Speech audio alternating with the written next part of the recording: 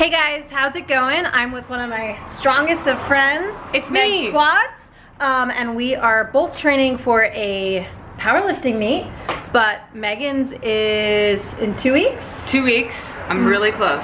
Mine's about in 10. So I thought today would be a great opportunity to talk about the difference in our training, even though we're both training for a meet.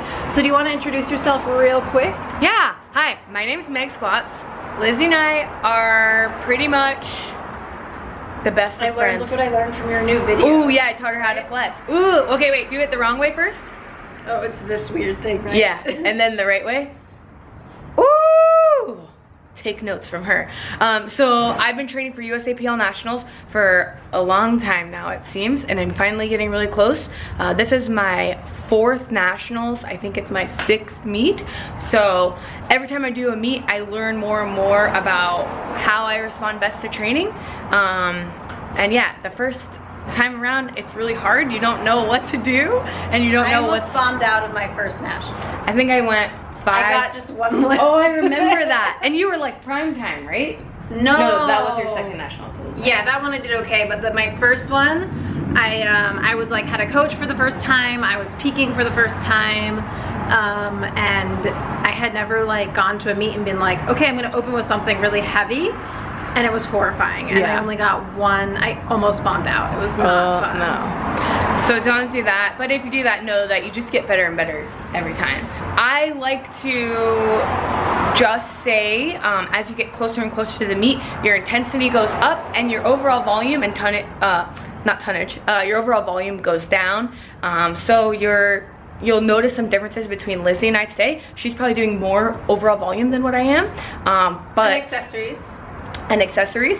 And mine is gonna be really easy peasy. I'm doing like sets of 2 today. But it's gonna be heavy, right? It's gonna be heavy, so it'll be fun, right? Mm-hmm. That's what I'm telling myself. I switched to sumo deadlifting. Oh so yeah, I've been seeing some pointers from you today. Okay, so we'll talk about sumo, we'll talk about peaking. Yeah. It'll be a fun blast.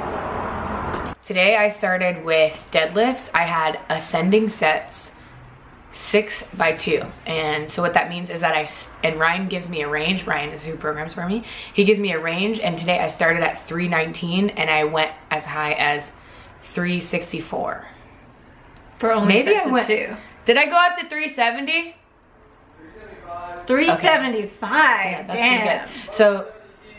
So yeah, I went up to 170 kilos, 375 pounds, and every set, like I still counted those sets, but I'm just like raising the intensity even more with each one, and sort of seeing how I feel. Like if I felt really crappy today, I probably just would have called it on my 2nd to last set. So those numbers weren't planned? I noticed that you guys were like looking at a chart as you were working, so... Yes, so I just have a range. So anywhere within that range. So if I was feeling really bad, I could go 319 and make my jumps only 2.5 kilos or 5 kilos, and still I'm ascending, but it's not like, I don't look at it as a terrible session if I don't hit the top of my range. So you're not gonna like go cry about it if you don't hit that like top number, as long as you got some working sets in the rep range or the weight range, you're fine. Yeah, so that's nice.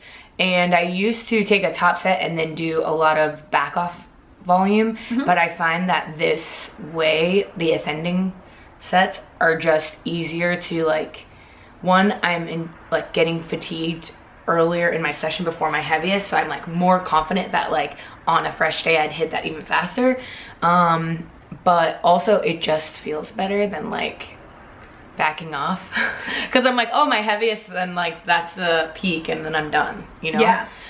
So I did the heavy deadlifts, and then I moved on to singles for bench. So I only worked up to like a weight that would be around my opener, and I did 6 singles and then some t-shirt volume. So I did 3 by 6 t-shirt press, really light, like RPE. And that took like no time. You were done in like 5 or 10 minutes. Yep. So as I'm closer and closer to the meet, whereas if I were like 8 weeks out like you, my sessions 8 weeks out are really long. Today was not that long of a session because I'm cutting a lot of that secondary volume, which like 8 weeks out, things are starting to get really heavy for you, and you're like main movement. I feel like it's almost the hardest. Yeah. It's like your main movement is like starting to get hard, so that's difficult. And then you also have a huge bulk of that secondary volume where it's like, okay, you hit your heavy thing and then you have like 5 more sets of 5. Exactly.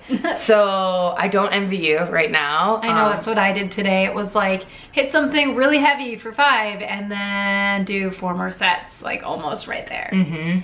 Which is harder than like, okay, you need to hit like 3 really solid doubles. Yeah. Yeah, I don't envy you at all.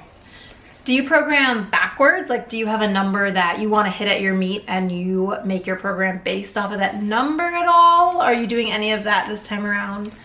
No, I feel like we take where I am right now and keep, so if I had to like make it into a visual, because I'm a visual person, if I had like my limit to where I am, or like my daily minimum, it's like we keep pushing that daily minimum, or like a daily minimum is something that you could hit if you were like sick and you felt like crap. You could hit that for sure. I don't want to go in thinking, I definitely have numbers in mind and numbers that I would love to hit, but I think going at it that way can be inspiring to a lifter, but it can also be defeating if you can't hit those numbers. Yeah, if you're not performing well, and you feel like, oh, if I don't hit this, then it's all, you know, my training wasn't worth it. My goal is usually just like, if I can hit a 2.5 kilo PR in every lift, a 7.5 kilo PR overall, that's like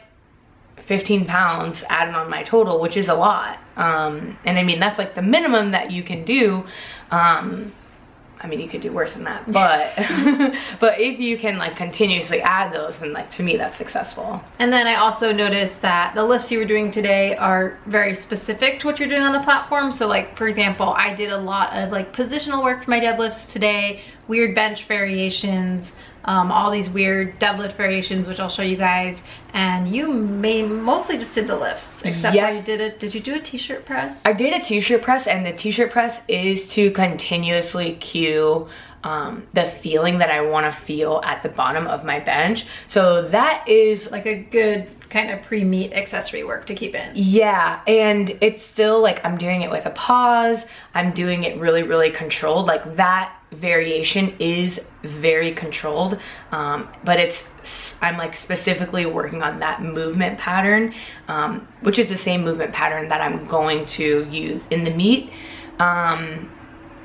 You got to do fun stuff today. Yeah, I got to do that weird chair deadlift, which was really fun. That was pretty cool. But since I'm like not like that much further out, but the difference between like 8 and your 2 weeks is pretty drastic, I feel like. Yes. So right now I'm working on more getting in volume, keeping my muscle mass, things like that. Maybe even growing a little bit more muscle mass. Well, you don't really have time to do that. No, I'm probably... But you did a little bit of accessory work, which is still important, right? Yeah, my accessories, so just got a crossover symmetry, so I use that, which is really fun. I just did like fun accessories to get a little bit of a pump. Actually written in my program, it says 1 set of bro stuff optional. Oh, so you got to choose it if you felt good. Yeah. Yep. So it's nice because my intensity is really high, but I'm dropping all of the things that right now, aren't going to really support how I feel on meet day. So I really just want to prepare my body to hit something really, really heavy, and doing 3 sets of bicep curls isn't going to do that. No. Right now.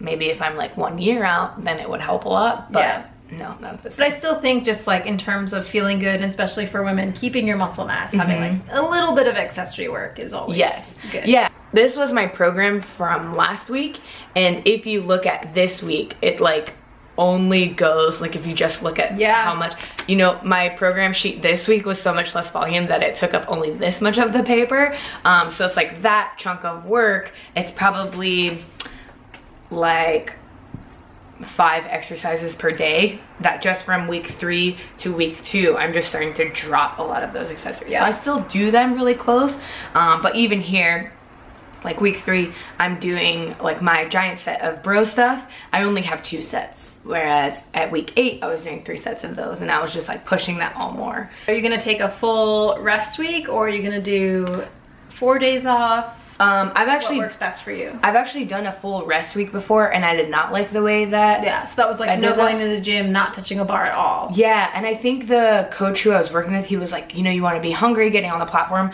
I understand that, but I don't know. I just need to move around. Yeah. And even like the day before a big squat, it's like I should be in the gym the day before that, maybe doing some activation work, maybe just moving around, moving my body. For me, that's Especially if you're traveling and you're like getting stiff on the plane and you want to just move. Yes. So I work, I feel like. Yes. So I will probably be in the gym most days. I train 4 days a week, and I'll probably be in the gym like the 3 days leading up to the meet. I won't do anything too crazy, but I'll be doing things. Just moving the bar. Yeah. So I have a meet in 8 weeks, I think. Should we just say 8 weeks? Yeah. Let's pretend it's 8 weeks. And we're training for the same sport, same federation, but right now our training looks pretty different. I was doing like, I think the total volume in my sets today, I was for each lift, I want to say like 30 reps. Oh, that's a lot.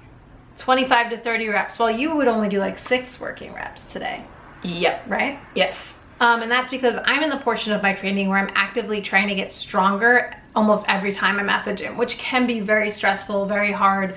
But that, like, I think 12 to 6 weeks out is a good time for that.